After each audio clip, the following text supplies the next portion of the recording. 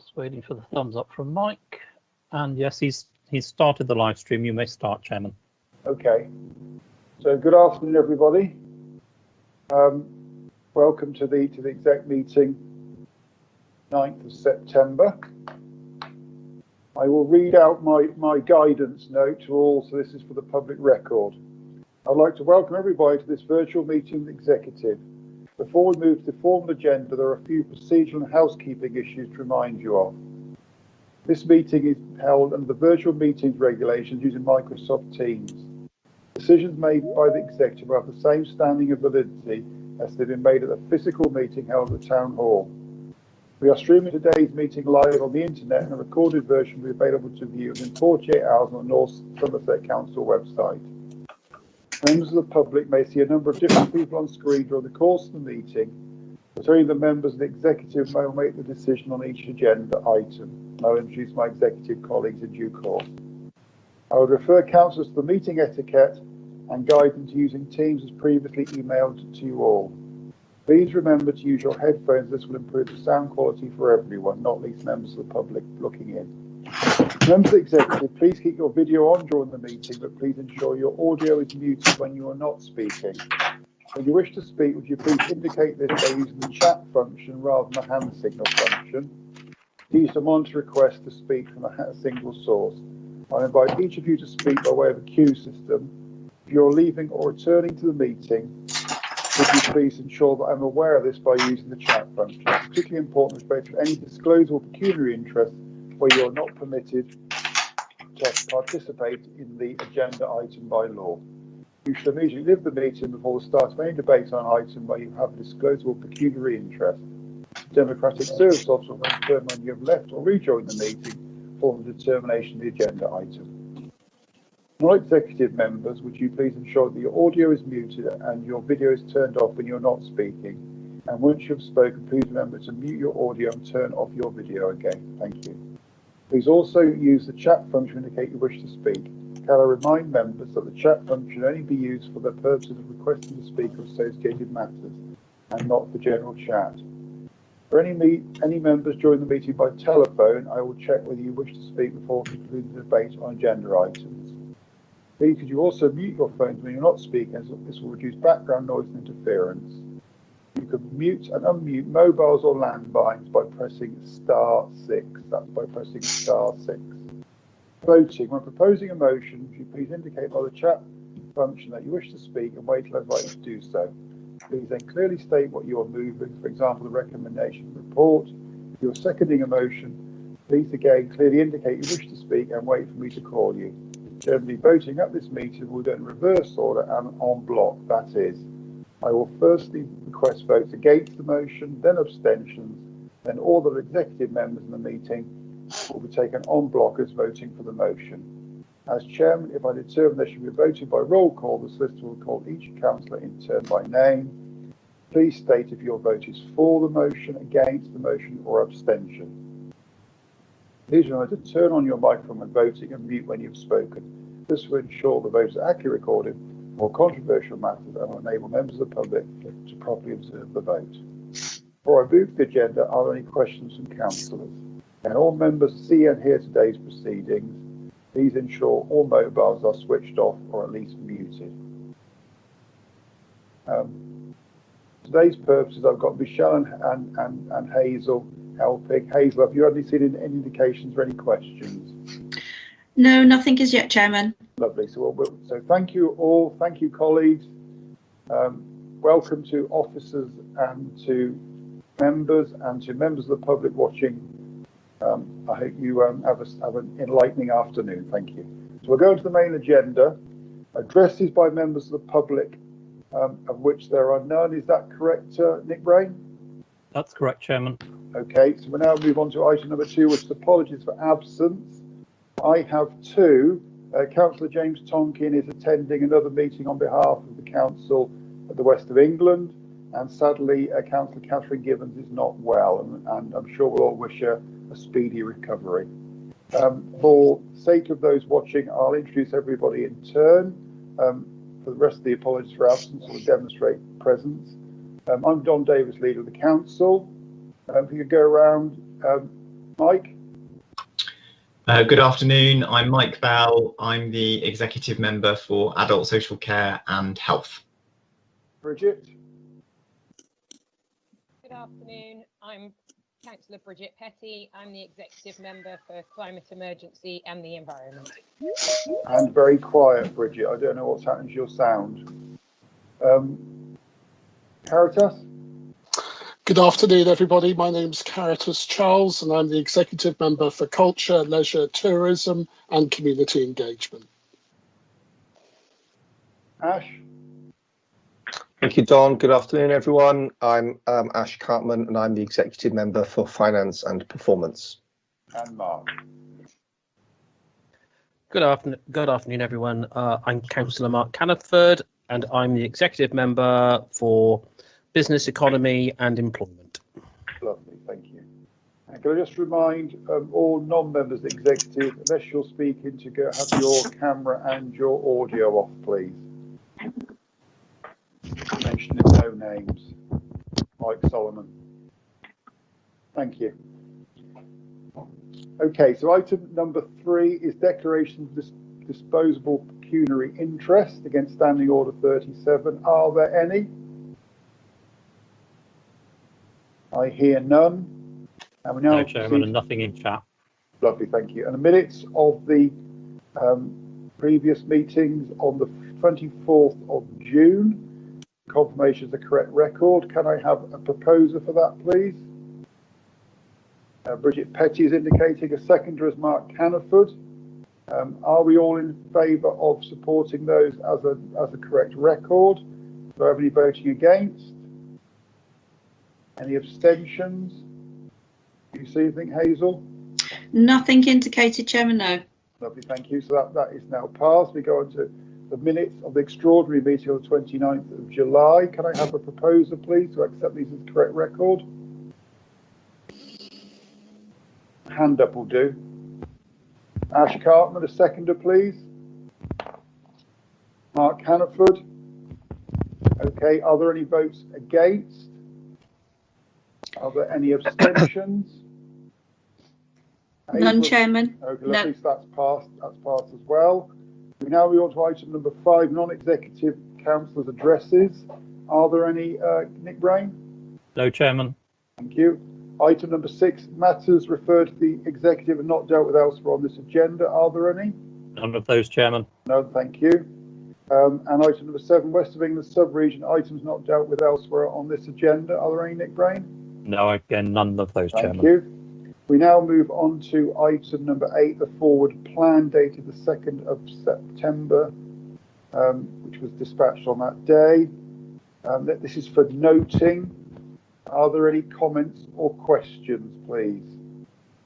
First of all, from non-executive members or officers? Nothing in chat, Chairman. Okay, do any of my colleagues wish to comment or speak on this? Okay, so we could accept those as being noted. Do we need to vote for those, Nick Brain? No, that's fine. Thank you, Chairman. I will note those. Thank you. Now we move on to item number 9, which is the month for budget monitor. This is the decision item. Did you want to lead on this, Mel? But before you do, does Ash Cartman just want to make any comments? No, we spoke earlier. I'm happy for Mel to give a summary of this. Okay. So Mel Watts, standing in for our Interim Director of Finance and Property. Would you like to make comments, please? Thank you, Chairman.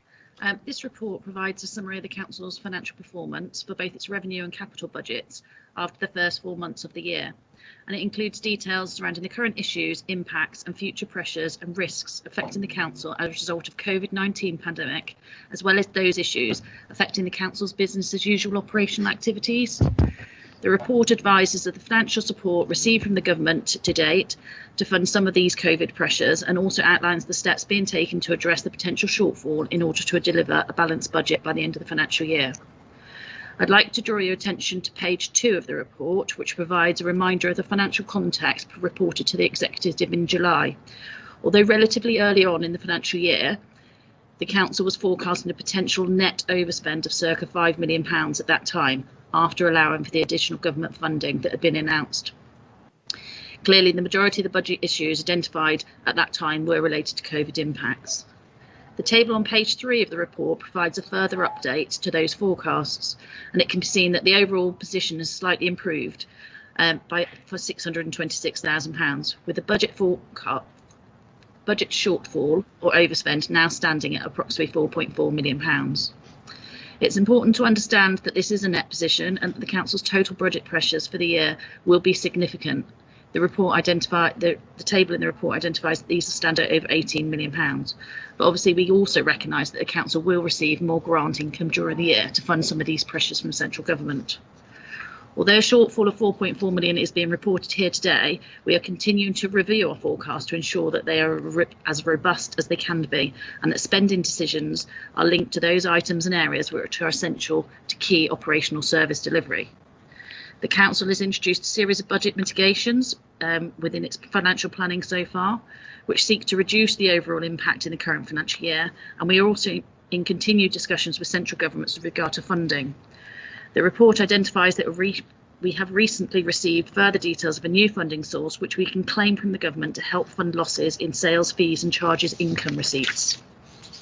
For example, where the Council has suffered a significant loss of income in certain areas, for example car parking, then the government will provide funding to compensate for 75% of these losses. We're currently in the process of quantifying the financial impact of these measures, and projections will be included within subsequent reports. But this will mean that the forecast future overspend will reduce further in the coming months. Section 3.3 of the report provides details of the issues affecting each of the Council's service areas and outlines whether these relate to COVID activity or not. I'd like to draw your attention to 2 areas in particular, both of which have seen increases in demand for their services, and these relate to the placement costs for children's social care and also home to schools transport activity. Further analysis is currently being undertaken by the service leads in both of these areas to understand the key drivers behind the increases for service demand and assess whether these are going to be addressed in year or if they're likely to be ongoing to future years. If they are, then they will be picked up in the Council's medium-term financial planning report. Further information from each director is also included within the Appendix 2 at the end of the report. Section 3.5 of the report provides further update on government funding, and the table on 14 provides a detailed list of all of the grant income available to the Council. This shows both the £13 million of general grant allocations, which can be used universally across all service areas, as well as those targeted granting allocations, which are provided to cover specific or targeted impacts. This includes the £42 million of support provided to local businesses within our area. Section 3.6 of the report on page 14 provides details of all of the Council's reserves and highlights that the current balances are not excessive. Some of these reserves will be required in year to help fund the pressures being faced, but the levels and choices in this area are limited, particularly when given the financial challenges likely to be faced across the medium term. And this item is considered elsewhere on the report agenda. Reserves do form part of the Council's overall financial strategy, but need to be used appropriately, given that they are one-off in nature, and there appears to be limited capacity to be able to top these up in the shorter term. And then finally, on section 3.7 of the report, I just draw your attention to the Council's capital programme, which covers the period from now up until the 2025. The value of the programme is the highest that it has been for many years, and it now stands at over £260 million, following the recent inclusion of the housing infrastructure project, which seeks to increase our road network as well as build the new secondary school funded by a specific government grant. I'm happy to take any questions.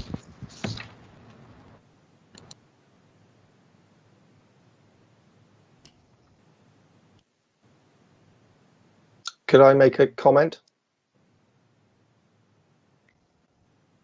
Councillor Bridger has asked to speak, Chairman. John, you're muted. Leader, you're on mute.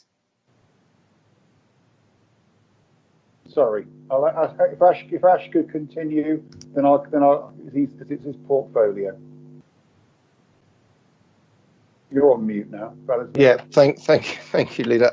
I just want to say thank you, Mel, for the hard work in this report, but really just to make two comments to summarise for members and people joining us. Of course, the deficit is the difference between two big numbers, which is our income and our costs. And I think when you look at the deficit now, it's about 2.5% of our budget, our net budget. So it's not significant in terms of percentage terms, but I think look at it the other way. If we had a 1% shift in our costs, it's well over £1 million more that we'd have to find in spending. So I think that brings me on to my second point, which I think Mel has covered. There's a lot of inherent risks and uncertainties in this budget, more than we'd expect in most years. So I'd just like to point that out to members. Thank you, Don. Okay. I think Steve Bridges indicated he wishes to speak. Yes, please, Don. Thank you very much. I've got a specific question, actually, in terms of council tax, which I'm not sure if Ash or Mel will be able to answer. So I think my understanding is that the last financial year there were about 7,000 people of working age in North Somerset who were receiving council tax support. And I think, obviously, we used some ring fence funding we received from government to support vulnerable residents, I think by, in most cases, applying that £150 discount. And I think I'm right in saying as well that in March, we'd assumed about a 20% increase in the number of people who might fall into eligibility for council tax support. So first question really was for Ash or Mel, if they're in a position to answer, was that assumption roughly correct, or was it over or under egging it? Also, I know that obviously through the First Steps initiative, we're working through the Barata and with Citizens Advice North Somerset to recover arrears. Do we feel we have enough capacity to deal with the volume of people in council tax arrears? Obviously, a good number of them would be classed as vulnerable debtors. I know it's a balance. We obviously need to collect the income in order to fund essential services. But I think, given that the First Steps initiative definitely works, and I think it's proven to be a good investment for the council, I'd also have a question about whether there was scope really to increase our commitment to the First Steps initiative. So just to recap, was the 20% assumption borne out, and can we or should we increase our commitment to the First Steps initiative? Thanks very much. Did you want to answer that, Mel, or did Ash want to answer that? I'll leave you to fight over it. Mel, what's your view? And I don't know on the 20%. Is the short answer, so that's probably one for Mel, I would suggest, if you do. Otherwise we'll have to come back to you to see how it's performing. I think we're slightly under the 20% at the moment. However, what we're recognising is that there is some latent demand in that area.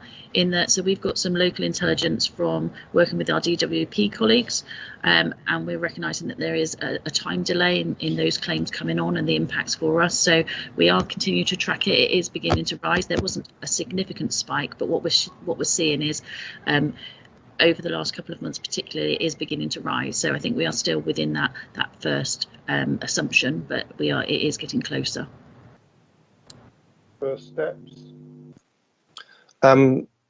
So this is a wider question about debt collection and encouraging people to pay. So I think yes, if it's working, I don't see any reason why we can't fund it more. I think the approach we've taken to collecting at the moment is we recommenced collections about a month or two or so ago on a softly approach. So I've not had any feedback that's been going, if you like, too hard. So, but I think you're right. We do need to balance it because, of course, it comes through to the collection rate next year. So I'm absolutely thinking that'd be a good idea. And of course, the impact of the reduction of the furlough support hasn't yet filtered through. So an awful lot of people who are working and being paid, and I suspect quite a lot of people in all our wards are wondering how long that support will continue, whether there'll be a job to go back to after the furlough stops. So I think, Steve, that is below 20% now is good news, but I suspect it will creep up. The pressures we're all aware of. Yeah. Thanks very much. Thank you. Hazel, are there any other questions to speak? Yes, Councillor Ashton, as non-executive member, has a question for Mel, and then Councillor Bell would like to speak too. Okay, so Councillor Ashton, Nigel Ashton. Hello, can you hear me? It's very quiet, Nigel. It's on maximum, so I'm not sure what else I can do. I'll try. Can you hear me now? I can by winding my volume up to maximum, yes, so go ahead. Okay, it's a couple of questions to Mel on the budget, on two items. On page 4, it shows 7.3 million directly related to COVID, I think it's the expression. I'm just interested to know that as that's clearly a health issue, is any or has any been recollected from the NHS as being a health cost rather than a social care cost? And on page 4, interested to see that return to school. Sorry, I'm losing the sound now. Page 4, it says that with the return to school, there is likely to be more people more children going into care. That seems to be a little bit bizarre, in that you'd think that going back to school would actually release tension and get them back into their mates, rather than an increase in those going into school. Because if they have COVID, then they wouldn't be going into care. They'd presumably have to stay at home. So could you just explain a little bit on what your thinking is on that? Hi, Nigel. I can definitely address the first point. So in terms of our forecasts, what we've assumed at the moment is these are just the council costs. So there are some additional costs that relate to CCG and health partners, and they are excluded from all of these forecasts. So we've just brought in just the council's element. So the health partners are very clear, and they are funding all of the, for example, the hospital discharges up front, and so they are not included within any of our forecasts. We are just bringing in to bear the council's own responsibilities. Okay, thank you. And with regards to the assumption about the movement for children in care, I'm afraid I don't have an answer right now. I just wondered whether if Sheila is on the call, maybe she could pick that particular element up. It's more of a service issue. Yeah, sure. Mr. Chairman, Sheila Smith's on the call, and I'm quite happy to take that one for you. Okay, Sheila, could you answer Nigel's question? Yes. Please. Yes, certainly. So, Councillor Ashton, what that relates to is the fact that children have not been seen regularly in school because many of them haven't been in there. And so what we're seeing is a gradual increase in referrals, and also schools now noticing more about what we're calling the harm that's been hidden during COVID. So that's why that is in there as a pressure that's emerging. So it's not to do with COVID itself, it's to do with the lockdown, and they've not been visible. Is that okay? Yeah, thank you very much. Thank you. Okay, thank you, Nigel. Yes. All right. Mike Bell.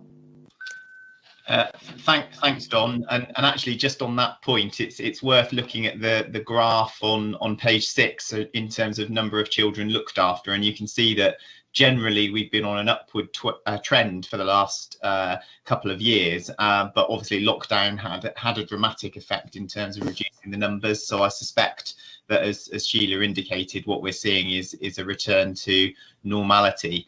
I just wanted to just say something about the adult social care pressures, which are obviously still very live. We can see from the report that a significant chunk of the spending that's been COVID related has been on long-term and short-term care packages. And frankly, the government's support so far hasn't been sufficient to help us meet that need. I think we have to recognise that there is exceptional financial and professional challenges that have faced the care sector and our local care homes in particular. And while some additional funding has been committed by the council and by the government through the infection control grants, it hasn't been sufficient. As we approach winter, we're already seeing a bit of an uptick in terms of case numbers, but more critically, we're going to come into the round of traditional winter pressures that are faced by our health and care sector. So it really is vitally important that we get some additional ongoing funding made available by government to help care providers cope with this. Now, obviously, we've got the comprehensive spending review coming up, so hopefully there'll be an announcement around some sustainability for social care funding in the long term. But we're continuing to do everything we can with health colleagues and others to lobby government to do more immediately to help us and our care providers through this immediate pressure, because the fact is this isn't going away. What's been done so far just Thank you, Mike. I mean, I think it's just worth reiterating the promise that was made by central government at the beginning that they would reimburse us for costs as a result of COVID, and that seems to have been rowed back on. I think, sadly, all local authorities, ourselves included, are hit by these additional pressures on our finances. And unlike the central government, of course, we can't print some money to make up the difference. Okay, Hazel, does anybody else wish to speak? Yes, Councillor Petty would like to. Bridget Petty.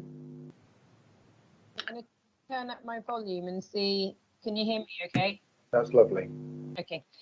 I just wanted to thank everybody involved in preparing of the document, and that I think it's really helpful and informative.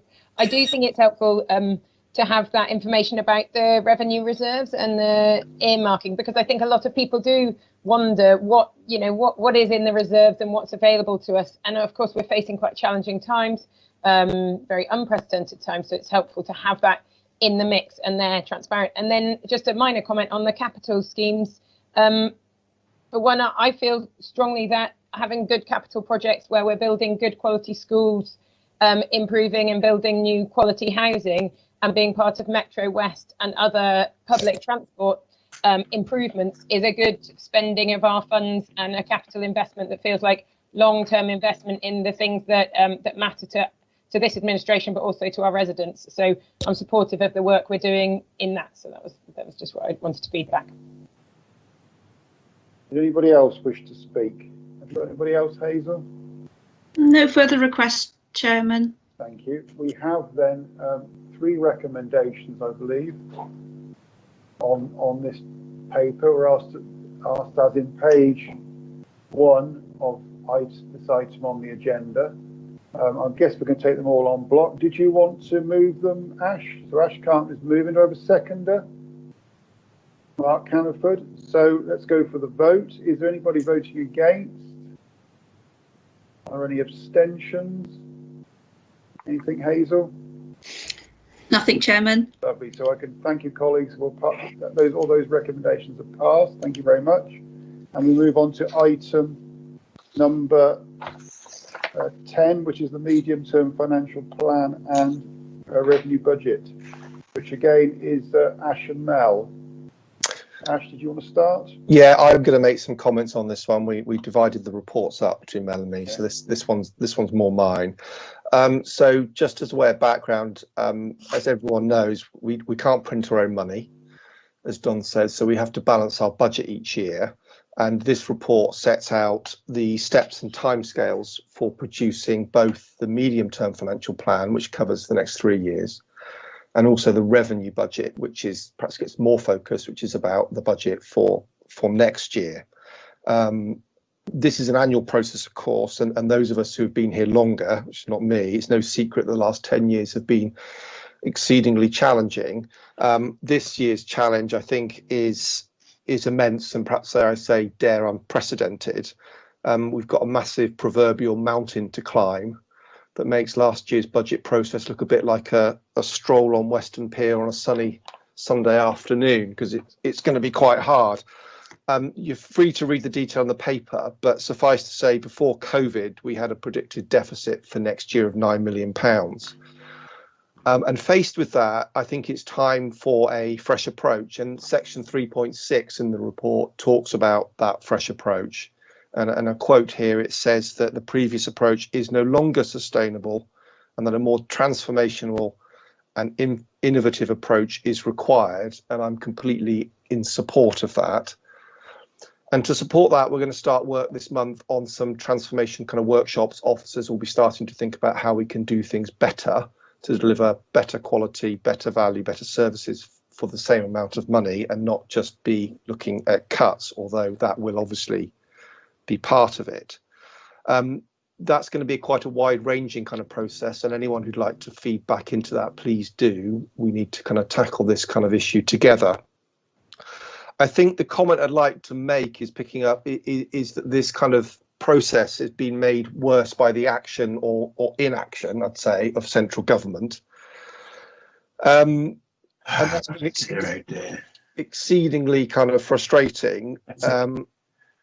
We face a long time of long-term financial challenges, and this includes the financing of adult social care, the lack of a 3-year settlement to enable planning, delays in the fair funding review, confusion over the progress of business great retention, and fudging over the issue of the overspend in the high needs block of the direct school grants. And I could go on, and one would hope that the Ministry of Housing, Communities and Local Government will be working on these as a matter of urgency, but I have to admit I'm not seeing that is actually the case, which is exceedingly frustrating. Instead, we are seeing reforms to the planning system, which don't seem to address any issues to do with the housing crisis, and top-down reorganisation. So this is exceedingly frustrating, but we are where we are, and we have to deal with it. So I think we face a number of inherent uncertainties and a high degree of risk in terms of the financial planning. The timeline is such that we will have to make, and this is again quoted from the report, that local strategic budget decisions will need to be approved prior to receiving key funding allocations and information from government. In financial terms, this is broadly like doing the budget backwards. But we will produce a balanced budget, and this is the first step in that process, and we will make sure that we continue to deliver the services for our residents and continue to operate in a financially prudent manner. So I'd recommend this report for noting and information. Thank you. Thank you, Ash. Mel, did you wish to add anything to what Ash has said? No comments, Chairman. Okay. Hazel, do we have any requests to speak from either officers or non-exec members? No request to speak, Chairman, from either of those groups. And anything from my colleagues on the executive? Okay, well, No. Thank you, Ash. I mean, there are 2 recommendations, both of which are for noting, and I think we all endorse your. Sorry, Don, I can't get my chat to work, so I tried to signal. You didn't pick it up, which is fair enough. Right. It's Mark. I'd just like to welcome the review in the strategy around the savings. Those of us who've been on the council for some time have known that our colleagues in the Conservatives have struggled with this issue in the sense that they also criticise their own governments because of the way funding was dealt with, and made it very difficult for them to also deal with this issue. And of course, we inherited that last year, but it does please me to see that we are no longer going to continually salami slice absolutely everything we do, and have a serious conversation amongst all councillors, because I can see that in terms of the transformation about what we are going to do and what we're not going to do. And I think all councillors have a role to play in that quite clearly, simply because there are going to be some incredibly difficult decisions to make. But those decisions will have to be made by us, and if they hadn't have been made by us, they would have had to be made by someone else. So making sure we get those right are really important, because I think it will affect the way that we will be doing business over the next 20 years, not just over the next 2.5. So all I would say is make sure we engage in that process, and I'm glad to see we are definitely looking at a complete change in our strategy on that. Okay, thank you, Mark. So do I have a proposal for the recommendations? Ash, would you like to propose? Yes, please. Do I have a seconder? Caritas Charles is seconding, so we'll go through the voting. Is anybody against the 2 recommendations to note? Is anybody abstaining? Hazel? No, nothing in chat, Chairman. Thank you. So I assume then we're also all in favour of those 2 recommendations. So thank you, colleagues, and thank you, officer colleagues, for producing those last 2 reports, and also to all our other officers for contributing to the work that's been done from them. So thank you. We now move on to item number 11, which is adoption of the Employment and Skills Inclusive Growth Strategy. I'm guessing that Mark Canniford and Alex Hearn are going to lead on this one, in absence of Catherine as well. Indeed, in the absence of Catherine, even though it is mainly her piece of work, and I know Alex is with us, so he'll take over. If I could just introduce the piece and the report and strategy, I think it's really this has been a sort of changing piece of work based on the fact that during this piece of work our circumstances changed, didn't they? COVID have made things very difficult for an awful lot of our residents, but it's also given us the opportunity to work with our skills providers, just to make sure we can get our residents in a better place for when we see recovery, and to also allow those who are finding their employment more difficult, or they want a change in employment, the opportunities that will be given to them, or they can look at through our skills strategy to improve the opportunities they currently have. I think that the skills strategy is a really good piece of work, and I would like to thank our officers for that, Alex and Jane Harrison in particular, and her team. But this is really important in terms of our corporate strategy as well, quite clearly. It is one of the main drivers for our residents to improve their jobs, their skills, their employment, and that will help narrow the gap between those who have a great deal in our district and those who don't have the same. So I'm hoping everyone supports this policy. I'm sure we will, because we all know how essential it is. And if we have any questions, I will try to answer some of them, but I'm sure Alex will answer all of them as required. Thank you, Mark. I mean, absolutely endorse your comments. You know, for an authority which is the third most unequal in the country, levelling up really means something in North Somerset, and making sure that our residents have those skills to get those better jobs is just so important. You know, when our average wage rates are below the regional average, because of where we are in terms of skills, and I think it's just so important to do this. And as you highlight, we had that situation before the COVID epidemic came on, and we now have that as well, with all the sad loss of jobs through companies going out of business or restructuring as a result of it. So thank you, Mark. And I think a very opportune that we've got this in as early as we have within this whole process. So thank you for the work you've done on it. Alex Hearn, I'm sure, has contributed at least as much. Alex, did you wish to contribute anything to the debate before I put it open to questions? Thank you, Chair. I mean, I'll this is mainly Jane and her team's work, but I've helped out a bit. But effectively, just to say that the employment and skills strategy obviously links very clearly to our wider work on economic recovery and renewal as a result of the pandemic, and that piece of work, which is ongoing, has identified that a key part of renewal will be providing opportunities for inclusive growth and well-being for people in North Somerset, and this employment and skills strategy and the actions in that strategy will very much help to deliver on that ambition. The impact of COVID has obviously been very significant, and the emerging impacts are very stark, including substantially increasing levels of unemployment. We know that is having a disproportionate impact on certain residents, whether they be from black and ethnic minorities, women, people under 25s, and those in perhaps more precarious work, where we've seen a greater level of unemployment.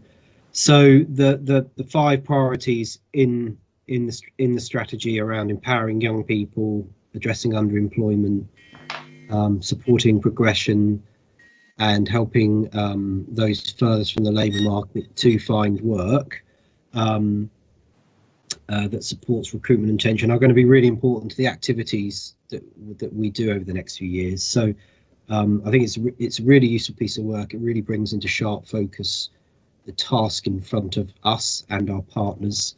And for every sort of priority just to say in terms of the structure of the document, for every priority or objective in it, there is a sort of tangible action to take, and this will sit very much alongside and as part of, as I said, some more strategic thinking about North Somerset's economic resurgence from the impact of the pandemic. Thank you, Alex, and thank you to Jane, as you say, Jane and her team, for all the work they've done, nitty-gritty of getting this document together, and all the other work they've been doing on our employment and skills and business had an extremely busy time, and we're very grateful for all the hard work they've put in. So, do we have any questions on the item, Hazel? No questions, Chairman, no. Okay. Any comments from any of my executive colleagues? Okay, so give me just to get this up. So our recommendation is that the executive adopt the employment and skills strategy, the ESS. Do I have a proposer for this? Mark Cannon, the seconder. Bridget Petty. Okay, thank you. So we'll go for the vote. Is there anybody voting against the recommendation? Are there any abstentions? Nothing in chat, Chairman. Lovely. So we can pass that. Thank you very much, colleagues, and thank you to officers for the work you've done. And I guess the hard work now begins to actually implement it. So thank you, everybody. We now continue the Mark Hannaford show, I think. We go on to item 12, the endorsement of the Western placemaking strategy and Weston-super-Mare place identity. Thank you, Chairman. I think this is, I'm really excited about this. This is one of those opportunities where we had a deputy director for placemaking with no placemaking going on other than regeneration. And I think this is a really exciting and a quality piece of work that will help us refocus the aims around Weston-super-Mare in particular. I believe very strongly that if we can get this right, there will undoubtedly be a benefit for the wider district. As we well know, we get 5 million people visit Weston-super-Mare a year, plus its residents. And if that cannot benefit the wider district, we are really doing something wrong. And Caritas and I have had plenty of discussions around how we are going to make that benefit. Weston-super-Mare is clearly, like all other towns, suffering under COVID recovery. And so this is a timely piece of work because obviously it started before COVID with the consultations, and a very good consultation, I must say. Over 5,000 replies on the wishes and a great deal of engagement with businesses and community groups and community organisations. And I want to take this opportunity to thank Alex, who has put in a huge amount of work and also dealt with a fair amount of criticism, because this clearly is one of those projects that some people will support and some people won't. But I think what's come out the end, I think everybody pretty much now supports, because it is a tremendous piece of work. And I do personally thank him, because when I became the executive member for regeneration and assets, I sat down with Alex, and quite clearly this was one piece of thing we both saw on the same sheet of paper that we needed to do. And therefore there was no difficulty in convincing each other in the direction that we had to go, which I think is really positive when an executive member can sit down with officers and get that same feeling about where we need to take things. The last council quite clearly invested a great deal of time and money in infrastructure in the regeneration of Weston-super-Mare, and you know, the seafront, the Italian gardens, they were simply really good pieces of work, and I would pat them on the back for that, because they don't always get the credit for the things they have done. But what we didn't do was rebuild our community in Weston. We let that fall down, and we didn't invest anything in that community, and that community has got larger and larger, and we now have to get to a place where we are willing to show support and invest in a community that we all know is going to grow, because we know more houses are coming here, and we've got to make it a place that people really want to work, they want to live. It's great connections, they want to play and enjoy. It's a lovely location, and we need to really take advantage of that as an authority. So I will hand you over to Alex for any questions, and give Alex an opportunity to also speak about the whole piece itself, because again, as I say, I think it's a great piece of work, and I'm sure we'll get support, and I know members across the council are very supportive of this piece of work from all corners. So I look forward to how this will change the face of Weston over the next few years in terms of events and people coming to Weston rather than going to Bristol or anywhere else. So over to you, Alex. Thank you, Mark. So I'll keep this brief and leave time for questions if there are any. So just to say that we embarked on this process because Weston is, it's roughly half of our population is on its way to becoming the second biggest place in the region after Bristol, and yet, as we all know, the town centre is now showing signs of a lack of investment, particularly from the marketplace. And we know that cities and large towns are very complicated places, and they're very layered places, and it's difficult to make changes in those places with single big sort of signature investments that are inherently difficult to pull off. And town centres were already going through phenomenal changes as a result of fundamental economic forces about spending behaviours. And what we've just seen with the lockdown and the pandemic is that those changes have just been radically accelerated. And as we come out the other end, whether it's us in Weston or us in our other towns or any other town in any other part of the country, we're all going to have to think very differently about the future of town centres and high streets. So we've got a bit of a master plan for Weston. We've had one for some years. There's nothing wrong with it, except it's not quite happened yet because of the sort of intransigence in the marketplace. So this exercise is an opportunity to identify a broader set of activities. Some of them are much smaller and can have a sort of cumulative impact, so we can help build and grow value in Weston to address some of the issues around viability, and then get the investment into the town centre.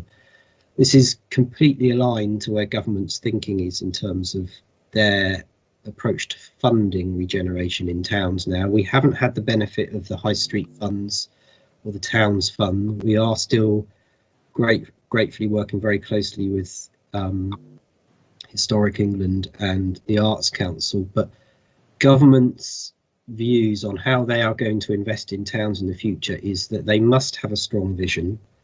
That vision must be built with a convincing and broad sign of community ownership, and they must also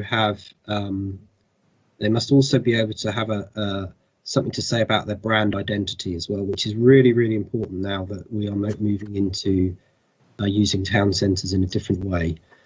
So I think we've now positioned ourselves after a lot of work into a place where we should be in a much greater position to receive not just funding from government, but also get that private sector investment as well, to get these reluctant and stubborn development sites moving, get more business in the town in the town centre, and start growing the economy. And in a sense, it's already working. We were able to explain to government very, very quickly and very, very clearly what our vision was for Weston General Stores and how appropriate it was for a sort of a town centre going through lockdown and coming out the other end of lockdown, and they got it straight away, and they were able to invest that money in Weston. So I think this sets us up for some really good work in the future. Thanks. Thank you, Alex. Yes, I think you make some very good points that have been marked before. This is the biggest town in historic Somerset. It is the second biggest settlement in the west of England now, and we need to have a profile that goes along with that status, really. Maybe city status will be at the end of this decade, but before that, we need to make the rising profile, as you've outlined here, with all the stuff that goes with it, so people are much more aware of Weston as our main town and the impact that has on our local economy and well-being and everything else associated with it. So thank you for the work that's been put into this. Hazel, do we have any questions? I hope we do. We have nothing from non-executive members, but we have Councillor Charles and then Councillor Petty from the executive. Okay, well, let's hear from Caritas Charles first. Hi, I'd just like to speak in favour of this report and this piece of work. As a non-Western councillor it springs to mind to me the idea that I think has been quite prevalent during this pandemic of connectivity. We are all connected and we are all together. So when Weston prospers, the entire of North Somerset prospers. I don't think in the past we've been good in communicating how that is the case, and we will be better. But I think that we as an authority and as a district have to support each other right across the piece. And this piece of work for Weston is vital and crucial, not just for Weston, but our entire authority. And I just wanted to raise that in support. Thank you.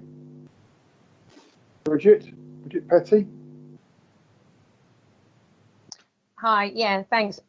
Echoing some of what Caritas Charles just said, as a North Somerset councillor but non-Weston resident, I think that this is a really important document, but also I'm really in support of efforts to strengthen the offer and to celebrate what Weston has to offer, because I do think that it's a fantastic town to visit. And I really was just going to take from some of the text I was just reading in the brand document around working hard, then relax and work from home with a view of the sea. So I like this thing where they wrote more. Does everything have to be about more? We've been tricked, and that it won't make you happy, but you have a choice of stop chasing more and focus on the things that matter of family, friends, community and health. And that the work-life balance can be in Weston, that it could be a really aspirational place to live. So I think that I've got a lot of hope and pride in the town and in what the future that this town can have, and how that is a part of North Somerset as a whole, and can represent the vibrant culture of North Somerset as a whole. Thank you, Bridget. Hazel, do anybody else wish to speak? Yes, you have executive members, Councillor Bell, followed by Councillor Caniford again. Okay. Any non-executive members wish to speak? No requests from non-executive members. Well, we'll go to Mike Bell, and then perhaps Mark can sum up afterwards. Thanks, Don. And apologies to anyone if there's any background noise, but the children have just arrived home from school, so anything could happen. I just wanted to really endorse everything that's been said and thank officers and the whole team, and more importantly, the residents and businesses that have actively engaged in the consultation process for the development of the placemaking strategy. I think I'm quite representative of a lot of residents in that I'm a bit of a skeptic when it comes to strategies and plans and whether they actually ever deliver anything in reality for a community, and I think it's really helpful actually and healthy to have that kind of challenge as part of the debate on any strategy and approach. And I think residents and businesses have really brought that healthy skepticism to the process, which has been helpful. I mean, for me, the key challenge with this piece of work is, can we deliver some practical interventions on the ground that make a difference, and not just the big picture and laudable aims. We don't want this to be a plan that looks good on paper but then sits on a shelf and never gets implemented. So it's really pleasing to hear about the Western General Stores concept, which is already something that hopefully we can take forward and make reality. But I think my message to the community is to say, don't see this as the end. This is the beginning of the process of regenerating and reinventing Weston.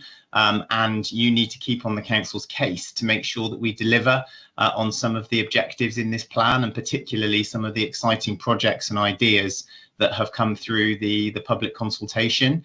And it's not just a challenge to the council, of course, in terms of our leadership of place, but also our challenge to our partners locally and nationally to help us do it. So we need the business community, we need the big employers, we need the NHS and Weston College and others to join with us in helping turn this into reality. So I think it's really exciting, but I hope that residents won't let us get away with this being another ambitious document that doesn't deliver.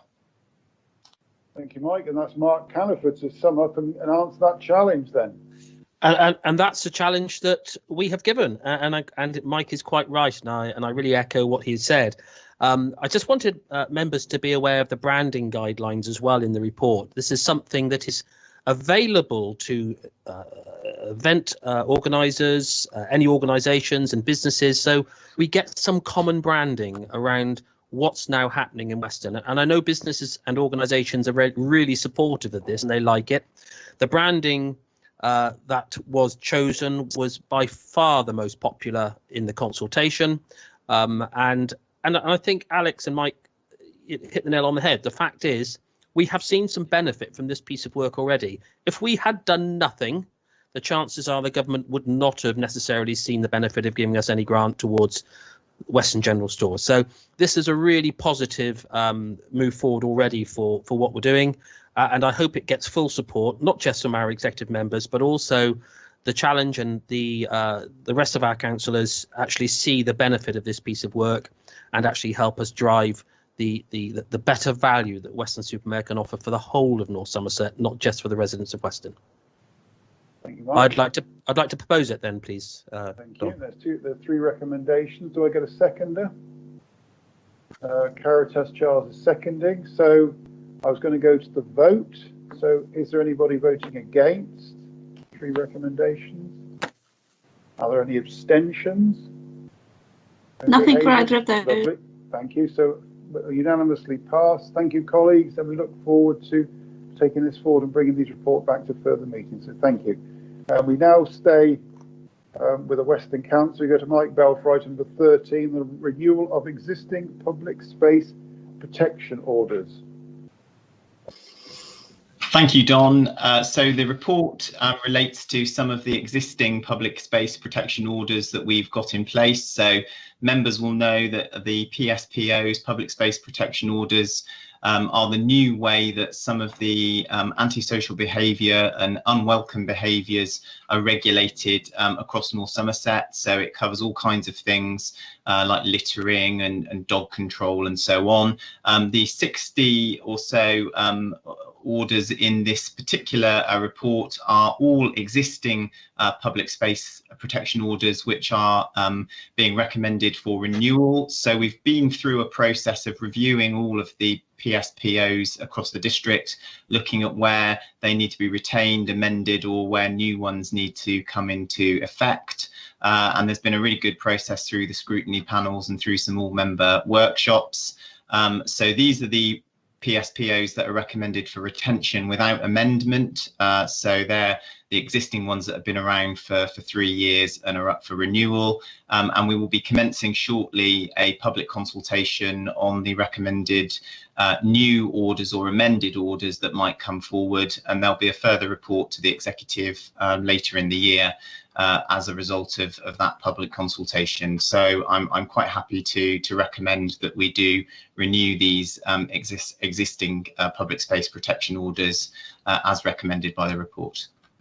Mike, I think it's important that we state these are the existing orders and we need to repass them, as it were, so to make sure they remain in force. But we are going to do some more in the very near future. The only reason we aren't doing that now is because of the impacts of the COVID situation on our processes, which I'm sure is true across the council. So I'd like to thank all the team in our enforcement. Are there any questions, Hazel? Yes, non-executive member Councillor Bridger and then Councillor Charles would like to speak. Okay, so we'll go for Steve Bridger. Thanks, Don. Yeah, just to say that COCO panel members, all members actually, have had quite a few bites at this over the last 10 to 12 months, I think it's been. They're doing like band, I think, biting, isn't it, on the regulations, Steve? Yes, yeah. We diverge, indeed. So yeah, but further to what Mike was saying, just to emphasise the point. This is about existing PSPOs, which, as you were saying, they don't automatically get renewed. They would basically fall if they weren't renewed by the 20th of October, I think it is. So, and you mentioned the consultation on the new and amended orders will be coming to an exec later in the year. I just wanted to add my thanks to all the officers concerned, particularly actually to Dee Morn and to Harry Mills, in particular for work that they've done, are doing on all of this, is that there's a lot of work involved. So thanks to them. Thanks, Dom. Thank you. Caritas, Charles?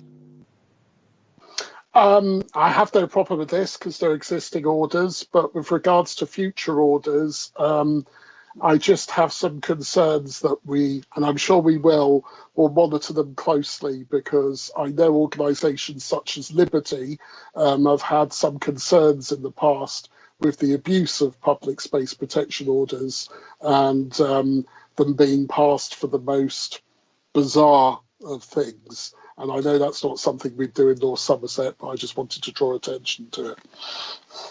Yes, I think we've heard about those, but I'm sure that under this administration, such things would never happen with your watchful eye upon us, Caritas. So thank you for pointing that out.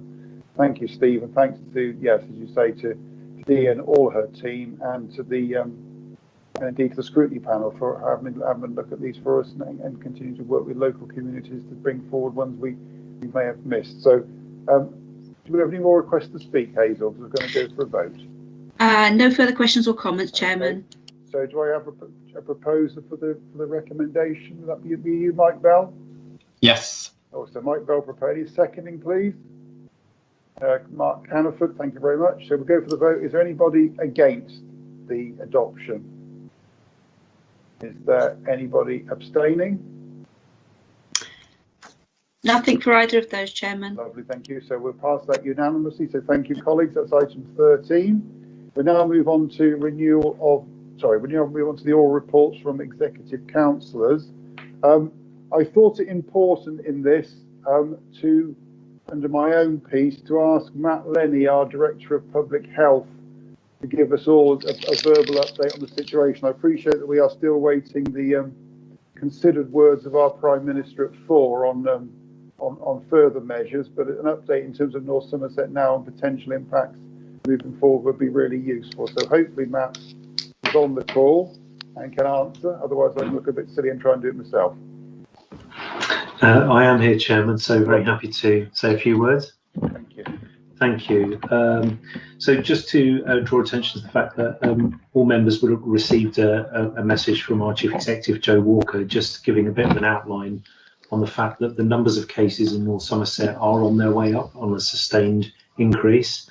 And whilst that's largely reflective of both the regional and national picture, because of our relatively low population base, our rate has gone up a bit quicker than other areas, and is a cause of concern, because we're seeing a few more situations developing, particularly in our care homes and our schools, and to give members some assurance that we are working with all of those settings alongside our colleagues in Public Health England, the Health Protection team, and of course other colleagues in the council, to provide the right levels of support for all of those settings to be able to manage those issues appropriately, and to put in place any control measures that might be needed to prevent onward transmission of the virus.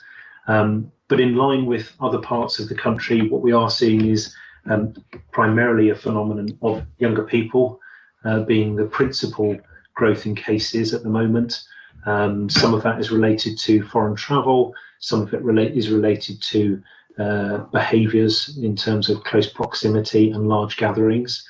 So today's announcement will be awaited with some interest about some more clarity on reducing the numbers of people who can gather in any one place. And I think that will be helpful to potentially put a brake on some of the case spread that we're seeing at the moment. But it will mean that alongside that, we'll continue to do the right things in terms of looking at the data, in terms of cases coming through, making sure we're following up on those individual cases to try and reduce spread to the networks that those people are part of. And I suppose yesterday was also a really strong call to the community to say we really do have to redouble our efforts and go back to the basics of making sure we're maintaining social distancing, making sure we're using face coverings in public spaces, making sure we're following good hygiene procedures, and recognising that any one of us could inadvertently spread the virus quite quickly and quite easily, particularly if we put ourselves in situations of high risk, for example, around social gatherings, or not complying with the guidance around return from travel restrictions as well. So it's a sort of running call to the community to not sleepwalk our way into more problems than we should have. And if we work together and we think considerate to each other in terms of the risk, not only to ourselves as individuals, but to our families, and in particular more vulnerable members of our society, then hopefully we can do our best to try and prevent further spread. So I think that's probably the main things that I wanted to say, unless I'm not sure if Mike Bell would like to say anything in addition to that as our executive member for public health. I was going to say, if Mike wanted to comment next, both on what Matt said and more generally on his own portfolio, so thank you. Thank you, Don. Yes, I mean, just to entirely endorse everything that Matt has said, and I think for me the critical thing for everyone to remember is that nobody is immune to this. We are not immune to it as a community, and no individuals in our community are immune to the situation. This is the new normal. When we talk about the new normal is that there will be people who are infected with coronavirus in your workplace, in your school, in your community. And if we want to minimize the impact of that and protect those that are most vulnerable to the worst effects of coronavirus, then we need to do exactly the kinds of things that we've been told to do all the way through this pandemic. So it is about using face coverings as appropriate, maintaining that social distancing and maintaining those good standards of hand washing. So we shouldn't be alarmed that cases are going up. We don't need to panic at this point, but it is a wake-up call that we're not, as I say, immune to the impacts of this crisis. So let's keep doing the right things and make sure that we don't have to escalate things any further. The fact is that the government's guidelines are changing all the time. We're getting another announcement this afternoon, which is going to affect the ability of people to socialise together indoors or outdoors. So we cannot hang around waiting for the government to develop new advice and new guidelines. We just all have to take responsibility and do the right things. And I would really encourage people to do that. I just want to say that Matt, our public health team, and our colleagues in the NHS and NHS Test and Trace are doing a really good job in terms of identifying new cases in our area, making sure that we're tracing the contacts of those people and that the right mitigations and action is taken where we do identify new cases. So I'm really confident that we've got the right systems and support in place, but it's critical that people do the right things if they develop symptoms, get a test, self-isolate and practice the right behaviours when they're out and about. Thank you. Thank you, Mike. Anything else in terms of your portfolio? Any other further comments? Nothing further, thank you. Well, thanks for that really good summary, and thank you for the advice. So I was going to go to Bridget Petty next. Hi, I'm going to turn up my microphone a bit further. I did have one question that I hoped it was okay to go back to Matt and Mike on, and I think it was Matt primarily. One was whether he was able to answer, when we talk about young people, are we predominantly talking about teenagers and upwards, or are we referring to children and teenagers? Because I think our residents would be interested. And the other is, again, this is about what residents are asking me, so I feel like this is a good time to ask. Where we're walking our children on the school run, would you be encouraging us to wear face masks? Because it can be quite difficult to social distance on pavements with children walking in different directions to different schools. So I hope that was okay to ask that question now, and then I think I'll come back to my portfolio. All right, Matt, some questions I'm sure others have received. Yeah, sure. So I think in terms of the face coverings, I mean, personally, I do wear them in situations where I know that the space available is going to come down. I think it's probably a good practice thing to do as an additional barrier. It's not going to do you any harm, and if it helps to signal to other people to be considerate about how we move around each other, that's quite a powerful thing as well. So I think overall it's probably a good thing to do. In terms of the young people, It's primarily, I suppose, more of your late teens and 20 to 30-year-olds, which is where the large number of cases is, rather than the younger age children. So those people who would be more able to go out and make decisions for themselves about who they mix with and what kind of environments they want to go into. So that's the sort of main bulk of where the new cases are coming through. I don't know if that helps. But you can't blame the parents, Bridget. It's young people. Thank you. Did you wish saying about your own portfolio?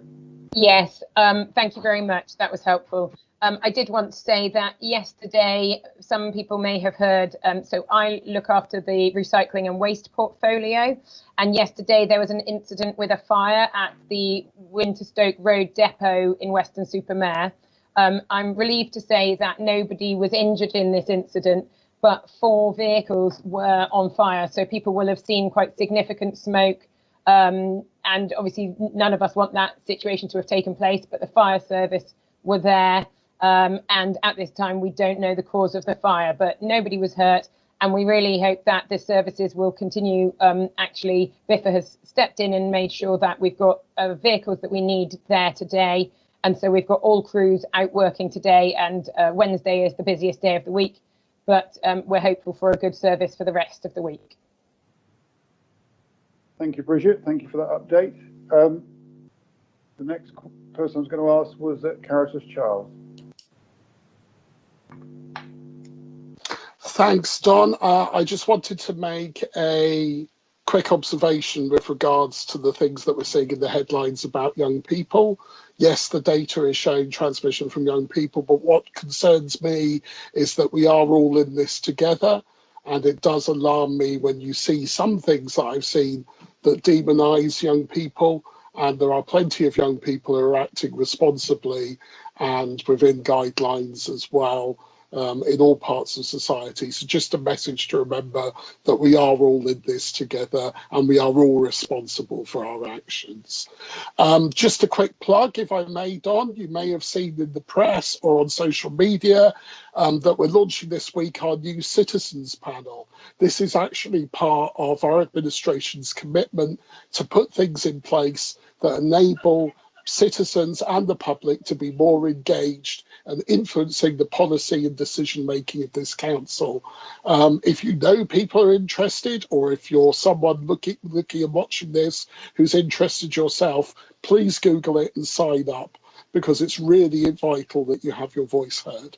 But apart from that, that's all I've got to say. Thank you. Anything about libraries?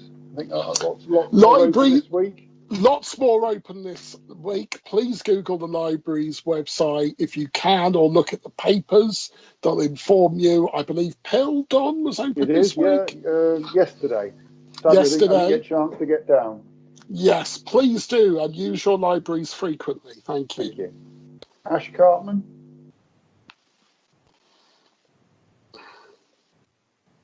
Yeah, thank you, Don. I think this is a good move, actually, by the government on terms of this. I know I have 3 people in their teens, later teens, and they are exceedingly difficult to control. And I don't think that's just my kids. I think generally, and I know there's been issues around. I heard of a party with 40 people at, and the police turned up and couldn't do anything. So this is good news. I think in terms of questions in terms of the impact for us, I guess we need to know the length of this measure, and hopefully, I don't know if Matt has any kind of understanding of that, but in effect this will then mean that all restaurants, pubs, cafes are effectively closed again, because if you can't, Mike's shaking his head, but that's what I'm seeing on the news, is that this includes cafes, so you can have a pub we can only have 6 people in. I don't know, so no, obviously I've got that wrong. And then I can see the impact in terms of our leisure centres and libraries with these new rules. Should we be pausing and opening up some of our own facilities? I think we have to wait and see the announcements at 4. The indications I saw earlier on today were that it was more around gatherings in people's homes and in parks and things like that. But yeah, there's going to be more detail to follow. I mean, yes. Mike, I don't know if you're more aware than I am. No, I mean the answer is that we do have to wait for the detail. But I think what the thrust of the new approach is about giving the police more clarity over the larger groups. So it's worth remembering that it's always been the case that outside the home you shouldn't have been mixing in groups of more than 2 households socialising anyway. So even in a pub that shouldn't have been happening. So 2 households was the restriction. What they've done is they've clarified that further by reducing the maximum group size down to 6 to make it more straightforward. So I think there is still going to be, and let's wait and see what happens in terms of the detail, I think there is still going to be a grey area in terms of a pub, because the extent to which people say that they're not together in a group, or the extent to which they deny knowing each other, I think there will still be issues. But it's absolutely not the case, is my understanding, that they're proposing that cafes and restaurants will have capacity limits at 6. It's just groups of 6 people, and the 2 households rule will still apply. So I think there's plenty of people that have been ignoring that rule. Okay, Ashley, is there anything else you want to say directly in relation to finance, or I think your other responsibility? No, I think we just wait and see. Like I said before, it's a bit of a moving feast at the moment, but we're going to work through. So any support or comments from people are always welcome. Thank you. Mark Hannaford, you'd save the best till last. No, nothing to add. I think we've had enough of my show today. Thanks. Okay, thank you all. So, thank you, colleagues. Sorry, Chairman, Councillor Richardson has asked to speak. What does he want to say, Jeff? What do you want to say? And this isn't a Q&A session, but if you want to make a comment, I'm more than happy to hear it and see what we can do. Now disappeared. Jeff Richardson, come in. Like a rowing boat at the end of Clevedon Pier. Has he disappeared? He's saying he can't unmute, Chairman. Well, perhaps if he's got a question, he could email it to the relevant exec member. Okay, well, I'll assume he's heard that and he'll do that. And so thank you. So we're going to item 15, urgent business. I'm not aware of any. Nick Brain, have you seen anything? Chairman, no notice of any urgent business. Okay, lovely. So just before I declare the meeting closed, I'd like to thank, on behalf of the executive, all our officers and all our contractors for the work they've been doing, the tremendous work they've been doing through this whole of the COVID epidemic, and of course before, and to the residents and businesses of North Somerset who have put up with an awful lot over the last several months and will continue to do so, and I'm sure will set the national pace in terms of adhering to the new regulations to keep us all safe. So thank you all. And finally, before I declare the meeting closed, I'd like to thank our back office team of Hazel, Michelle and Mike. Without them, none of this would be possible. So thank you all. Have a good afternoon and goodbye. Thank you. Chairman.